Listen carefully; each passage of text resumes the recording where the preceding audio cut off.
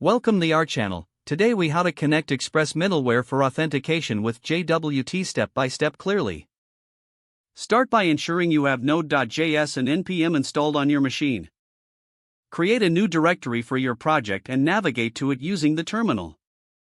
Run npm init to create a package.json file.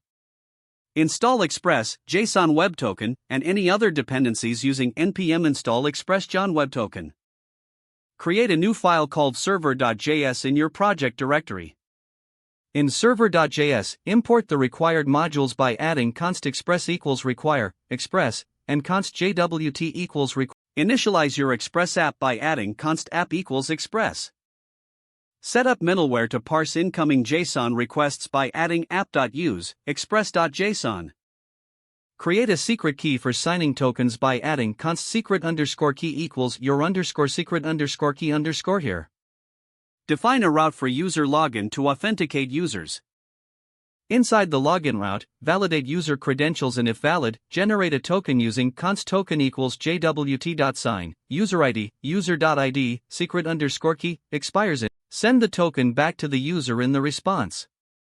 Next, create middleware to authenticate the token. Define the authentication middleware function that verifies the token using jwt.verify, token, secret_key, decode. If the token is valid, attach the decoded information to the request object for use in subsequent handlers. If the token is invalid, send an unauthorized status response. Now, apply this middleware to the protected routes. Test your application by trying to access a protected route both with a valid token and without one. Make sure the responses correspond correctly based on the authentication state. Your Express middleware for authentication with JWT is now set up. If the page does not load, refresh the browser or try again in a private or incognito window. Make sure you are using the correct email address, then retype it carefully to avoid small typos. If your password is not accepted, use the reset option and create a new strong password you can remember. Check your spam folder for verification or security emails, then complete any requested confirmation steps.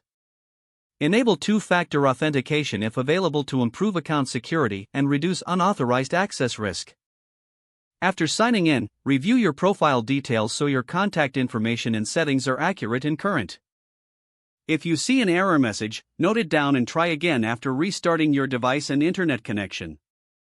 Log out when you finish, especially on shared devices, to keep your account and payment information secure. Don't forget to like this video and subscribe to our channel for more step-by-step tech guides.